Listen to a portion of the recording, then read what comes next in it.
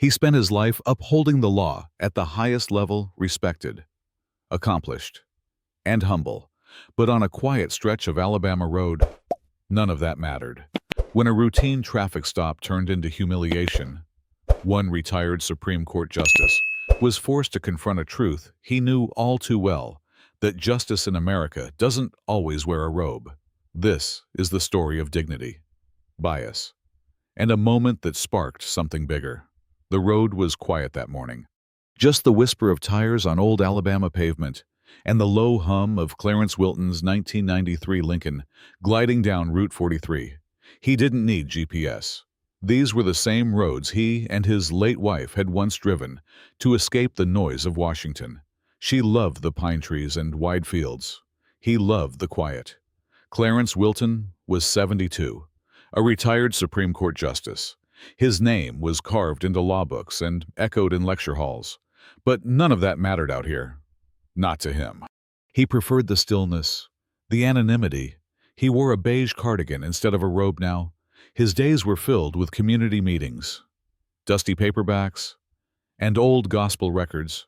He often wondered if peace was just borrowed time. Mid-morning sun glinted off the hood of the car. Clarence's mind wandered between thoughts of his wife, a sermon he'd heard last Sunday, and the quiet ache that still sat in his bones when he thought about how much more needed to change in the world. He didn't notice the patrol car behind him until the lights flared. Clarence eased the Lincoln to the side.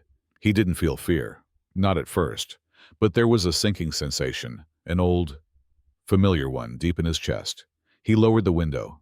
The officer was young, white, maybe early 30s, stiff posture, square jaw. His name tag read Cutler. He walked up like a man looking for a problem. License and registration. He said. Clipped. Clarence nodded. Polite. Calm. Certainly. Officer. He handed them over. Cutler barely glanced at the documents before his tone sharpened. Step out of the vehicle. Is there a reason? Clarence asked. You fit a description. That was always the phrase. Wasn't it? Clarence got out slowly, methodically. His spine ached from the cold air. His hands never shook. Cutler didn't ask questions. He patted him down like a criminal, rough and rushed. Then, without asking, he opened the driver's door and began searching the car. You don't have a warrant, Clarence said. Cutler didn't look at him. You don't get to make the rules. Clarence watched him lift a leather case from the passenger seat. Inside, among papers and a glasses cloth, sat his federal identification card, an official badge identifying him as a former Supreme Court justice.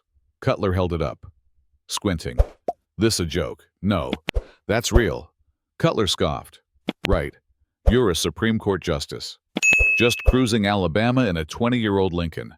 He tossed the ID back onto the seat and kept digging. Clarence said nothing. He knew too well that the moment he raised his voice, the narrative would shift. He'd go from polite older man to non-compliant, from respected legal figure to potential threat. Then another vehicle pulled up behind the cruiser.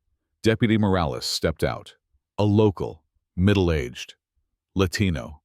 The kind of man who read people before they spoke. His eyes swept the scene. And when he saw Clarence, he froze. Justice Wilton, he said. Stepping forward, Cutler turned. You know this guy Morales didn't answer him. He stepped between them and extended a hand. Sir, I'm very sorry about this. I didn't realize.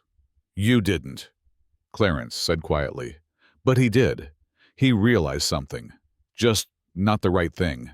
Cutler's jaw clenched. I was doing my job. No, Clarence said, still calm. You were doing something else. The silence that followed was heavier than the badge on Cutler's chest.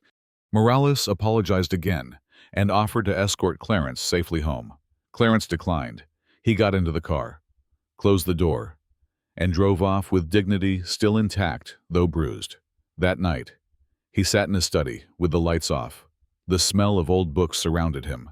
He thought of the other black men who'd been stopped, harassed, silenced, the ones without robes, without names anyone would recognize. He wrote a letter not to the department, but to the public. It read, "Today I was pulled over, searched, and humiliated for no other reason than my appearance. My identification was mocked. My rights were ignored. My dignity was tested. I am a retired Supreme Court justice, but in that moment, I was just another black man who fit a description. The badge I once wore on my chest did not protect me, because to some, skin still speaks louder than a title." He posted it to his personal website. It spread like fire. Within hours, local news picked it up. National outlets followed. Commentators debated it. Some tried to defend Cutler. Others called it the symptom of a broken system. But Clarence wasn't looking for outrage. He was asking for truth. Days later, he was invited to speak at a community forum. He stood behind a podium in a church rec hall, facing a room full of young people, black, brown, white, all watching him closely. He told them about the traffic stop. Yes, but more importantly, he told them about endurance, about what it meant to stand with grace in the face of humiliation, about how titles don't always protect you, but self-control can. He didn't shout. He didn't indict. He spoke as a man who had seen both sides of justice and knew how thin the line between them could be.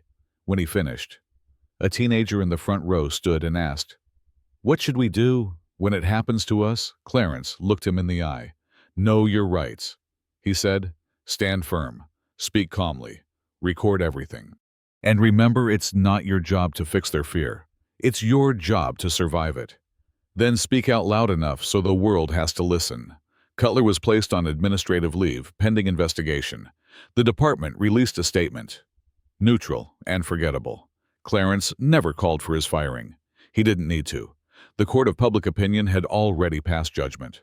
Weeks later, Clarence was back on Route 43. Same Lincoln, same road. The wind felt different. Not lighter, just seen. He pulled over at a gas station and bought a newspaper. His story was still on page 2. He folded it, tucked it away, and sipped coffee from a cracked foam cup. A man passed and said, "Thank you for what you said, sir. We needed to hear it." Clarence nodded. Not every battle needs a gavel. Some are won with presence, with patience, with silence that demands to be filled by the truth. As the sun sank below the fields and the Lincoln eased back onto the road, Clarence Wilton carried no bitterness, just the weight of justice. The kind that doesn't need a robe to be real.